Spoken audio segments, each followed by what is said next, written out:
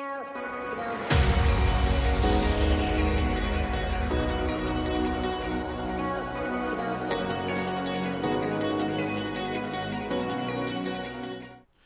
morning.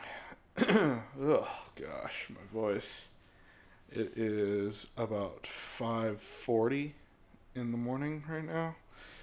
We're gonna go pick up a rental car and then make our way down to Los Angeles, not Las Vegas. Super tired. Got in last night probably around 10 o'clock and went to bed at around 1 o'clock, so running on about 4 hours of sleep, but it is New Year's Eve and we're going to be spending it in LA. So we will check back in a moment here. All right, so we are in Gilroy right now. The pickup for the car went pretty smoothly. It was pretty awesome. There was a kiosk that I walked up to and picked up a phone, and I was talking to a lady, I don't know where, but yeah, that happened. And she got all the paperwork done, printed everything out so that I could grab the car. It was pretty dead empty in there because it was like 7 a.m.-ish. It is now 8:20, and we stopped off at a McDonald's so that Mom could use the restroom. But yeah, so I'm just waiting in the car. Lynn and Mom are in the restroom, and we'll check back in a moment here. All right, and we just got through the Grapevine. It is kind of windy but warmer up here, or down here, I guess I should say, for sure. The trip up was crazy. It was so foggy in certain parts. And then we saw snow on the Grapevine because there was a storm that just passed through. But we're chilling out at Taco Bell right now, just grabbing a quick break, stretching out our legs. There was no rest stops, which is weird. So I thought there was more. I thought I remembered there being more. But anyhow, we're almost to our first stop of the day. And then, yeah, we're going to go ahead and just check back in a moment. Cool. So we are officially in LA. We're actually just outside of Glendale, between Glendale and Pasadena. And our first stop here, since we are here at lunchtime, is a place called the Oyster.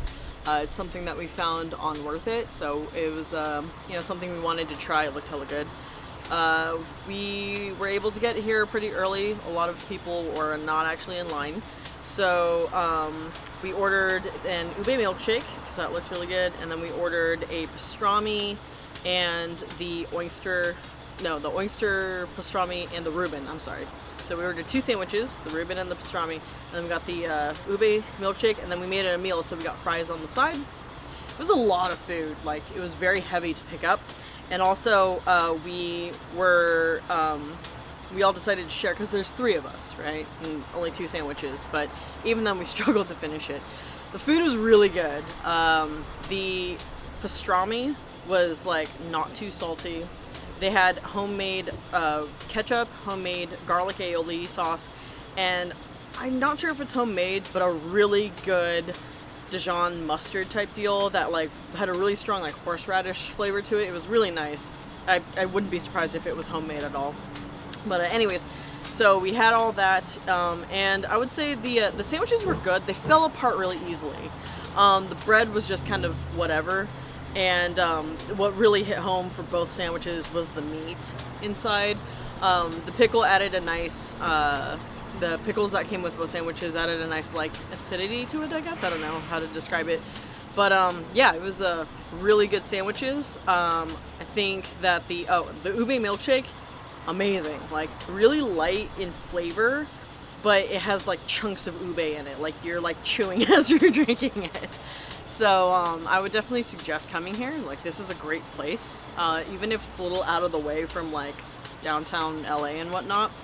But I'm really glad we hit this place up before we went to LA. But yeah, we're gonna be headed out and doing a little bit of sightseeing, and we're gonna try and grab some snacks before we hit up Santa Monica later tonight. So we'll catch up with you then. So we are here on Carroll Avenue in Los Angeles, which is also known as like the Victorian House Row or whatnot. It's one of the last untouched neighborhoods of classic LA structures with Victoria-styled houses. So it's got like the house from Thriller, where Thriller was filmed. It's got the house that Charmed was filmed at. I think there's like something with like Leave It to Beaver or Lassie here as well. But it has a lot of like really classic looking homes. And it's really cool. Half of them are like kind of dilapidated or falling apart. The other half have clearly been well maintained. So it's pretty interesting to see kind of the juxtaposition. And as you walk up and down, there's a lot of differences in some of the houses that have clearly been like renovated to be modern and the houses that have been kept old-fashioned. So like the more famous houses have all been kept, you know, like as their original state, but then their neighbors will be like newly renovated like nowadays homes. The street itself doesn't feel very like ritzy or anything like that, but it definitely has a very historic value to it. So like you'll still see horse barristers where you would tie up your horse, and then you also see the old vintage style lamps that were dedicated to the street back in the day. So they've really kept the aesthetic of the neighborhood up to date, which was pretty cool. So yeah, we're just walking up and down, and after this we're gonna see if we can hit up Japantown or whatnot, and we'll catch up with you there. Alright, so now we're in Little Tokyo, and it's been pretty interesting. It's not, it doesn't feel as large as the Japantown in San Francisco, but it definitely has some really cool stuff here. There was this one shop called Jungle that was actually like 3 different shops, but I think it's all one shop, just in 3 different areas of the plaza. And Lynn was able to get some cool stuff at a place called Monkey Pants, I believe it was called. And then we had some mochi at, I want to say it was like Miwayaki? I will correct myself if that wasn't the name, but it was really good. They had actual other items inside along with ice cream inside the mochi. So we got 2 apple pie a la modes and a dulce de leche. And the dulce de leche had like caramel in it as well as the ice cream. And then the apple pie a la mode had vanilla ice cream and apple pie in it. So it was delicious actually. And moving on, Mom went to go stop at the Nijo market that they have, or Ni something. I'm bad with these names. The market over here, to see if there was anything that we needed for snacks. And then on our way in, we kind of stopped off at a Hello Kitty store, which was really cool, or a Sanrio store. And that was pretty interesting. So we're gonna go check into our hotel next. So I will catch you back when we get there. Alright, so it is now evening here in Santa Monica. We've just finished walking around the pier, but we started this evening off by walking around Santa Monica Promenade while we're waiting to get our reservation at 7:30 over at Meat on Ocean, and that's spelled like M-E-A-T. And while we had dinner, it was really good. It's a 4-course meal. It was $100 per person. Really swanky, and so we were allowed an appetizer, and then a super salad, and then a main course, and then a dessert. So it was pretty good. It was really nice. And not only that, but we each got to choose our own thing, right? So then, like for instance, Charlie got the Wagyu beef for the appetizer, which was amazing. It was also an additional $20 charge on top of the $100 per hour, or per person, I mean. So it was pretty impressive. And then I got like a shrimp cocktail, and my mom got a crab cake, which was also excellent. Then for the salad, my mom got chowder, which was all right. It was supposed to be clam chowder, but it tasted like a bacon chowder. And then Charlie and I got salads. And then for the main course, I got surf and turf, which was lobster tail and filet mignon. Charlie got a New York steak, and then my mom got prime rib. We agree among the 3 of us, I definitely got the best one. The filet mignon was really tender, and the lobster was just on point, so it was really good. For dessert, we all got to choose one of 3, so we all just got one of each. So we got a cheesecake, a chocolate cake, and a bread pudding, which was also really awesome. And the meal was excellent. I I don't know if it's worth $100 per person, but it definitely was really good. The only thing is that the wait was forever. We got in at 7:30 and we left at like almost 10. Like it was pretty, like it was like 9:45. And that was not because we ate slow. We were waiting for our table to be bussed a few times in between. So it was really primarily just cuz the courses were just coming at their own pace. They served like bread on the side and they were pretty busy, I suppose. We didn't get any alcohol or anything because that would have been an additional charge, but overall the place was really good. I've never had like that decadent of a meal for New Year's Eve, so that was really awesome.